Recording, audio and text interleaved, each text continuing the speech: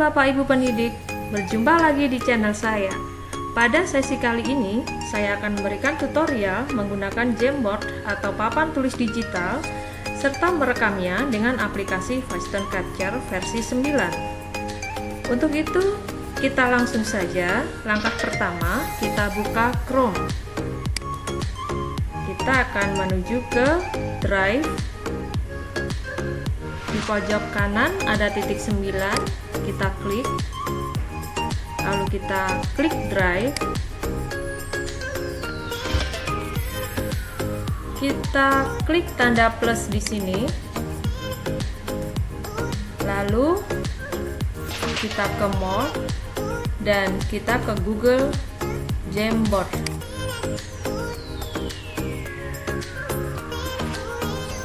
Bapak Ibu, papan tulis digital ini mempunyai fitur-fitur yang bisa kita gunakan.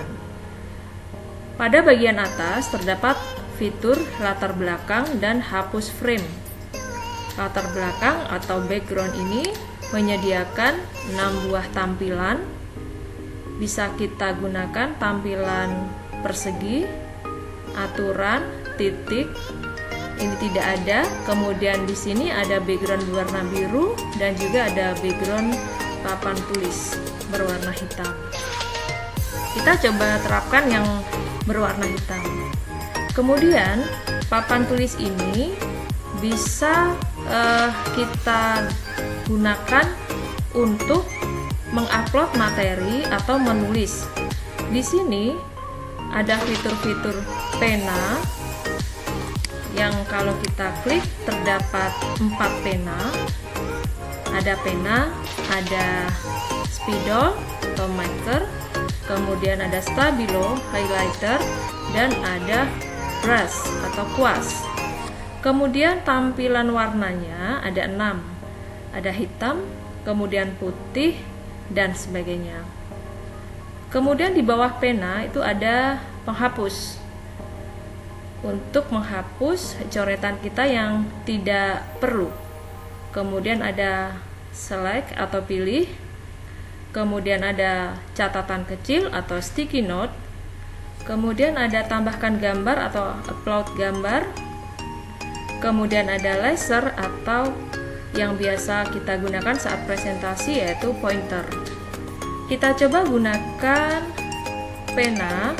Kemudian kita pilih warna penanya putih karena papan tulisnya berwarna hitam. Kita tulis misalkan seperti ini. Kita mau nulis apa terserah Bapak Ibu, yang terbaik dan menghasilkan tampilan yang rapi gunakan pen tablet.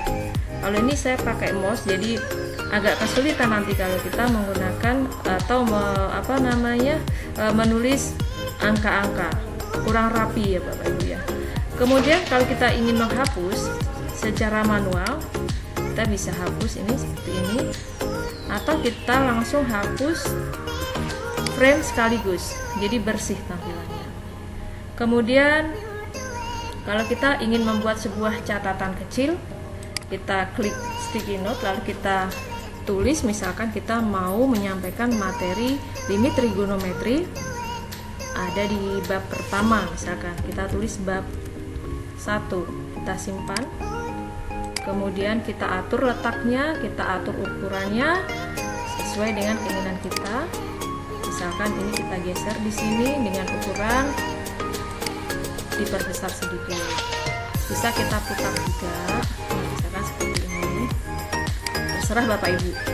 Nah, kemudian saat kita ingin mengupload materi, usahakan dalam format gambar. Jadi PPT kita harus kita ubah dulu ke dalam format gambar. Kita coba upload materi yang akan di-share. Pilih dari perangkat kita. Saya ambil di sini, saya sudah punya materi PPT dalam bentuk gambar. Nah, kita klik open, lalu kita upload. Ukurannya pun bisa disesuaikan dengan yang kita inginkan. Kita perbesar, kita geser, kita perbesar lagi, misalkan biar jelas nanti saat kita presentasi seperti ini. Nah, kemudian Bapak Ibu, jika kita masih memerlukan papan tulis lagi, jadi misalkan kita perlu 2 papan tulis, kita bisa geser ini, kita buat frame baru. Nah, latar belakangnya kita buat hitam, lalu kita upload lagi slide berikutnya. Tadi slide 5, sekarang kita ambil slide 6, open. Kita tunggu sebentar, lalu kita atur ukurannya dan letaknya. Nah, sampai di sini Bapak Ibu. Jika kita anggap materinya cukup sampai di sini, kita lalu ke bagian atas di sini. Kita bagikan ke siswa-siswi kita dalam bentuk link. Kita bisa saja membagikannya kepada orang lain dengan menulis email dari orang yang kita inginkan untuk bergabung di papan tulis digital kita. Tapi kalau kita membagikan link, berarti klik di sini, dapatkan link. Kemudian di sini ada tulisan dibatasi, ini Bapak Ibu klik. Lalu pindahkan centang di sini ke bawahnya menjadi siapa saja yang memiliki link. Jadi siapa saja yang memiliki link ini bisa mengakses papan tulis digital ini. Kemudian di sini ada pengakses lihat saja, maksudnya orang tersebut hanya bisa melihat saja, tapi tidak bisa mengedit. Kalau ini kita pindah ke bawah, berarti nanti yang mempunyai link ini bisa mengedit papan tulis digital kita. Karena ini akan saya bagikan kepada siswa-siswi saya, maka saya berikan centang di atas sehingga anak-anak tidak bisa mengedit apa yang terdapat di papan tulis digital ini. Nah, setelah selesai, otomatis nanti link ini atau Jamboard ini berada di drive kita. Nah, Bapak Ibu, sekarang kita akan merekam Jamboard kita dengan Facetune Capture. Di layar saya punya aplikasinya di sini. Lalu kita ketuk 2 kali dan kita sudah siap untuk merekam. Jadi di layar sudah terdapat garis merah, artinya ini sudah proses perekaman. Lalu kita ke Chrome, kita buka Chrome, lalu kita ke Drive, otomatis Jamboard kita sudah berada di drive kita. Kita ke Drive,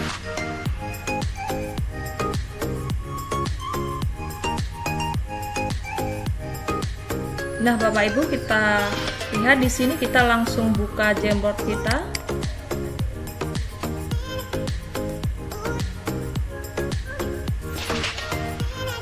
Jadi kita langsung bisa menerangkan dari materi ini dengan menggunakan pointer agar tidak meninggalkan bekas coretan. Misalkan, halo anak-anak, selamat pagi. Hari ini kita akan belajar sifat-sifat limit fungsi trigonometri. Pada rumus yang pertama, kita lihat di sini limit x mendekati 0 untuk x per sin x sama dengan 1 dan seterusnya. Kemudian kita beralih ke slide berikutnya atau papan tulis yang kedua. Nah, di sini ada catatan kecil. Ingat rumus dasar limit fungsi trigonometri untuk mengerjakan 6 soal di bawah ini. Misalkan di sini yang pertama, limit x mendekati 0 untuk sin 4x per sin 2x, hasilnya sama dengan 2.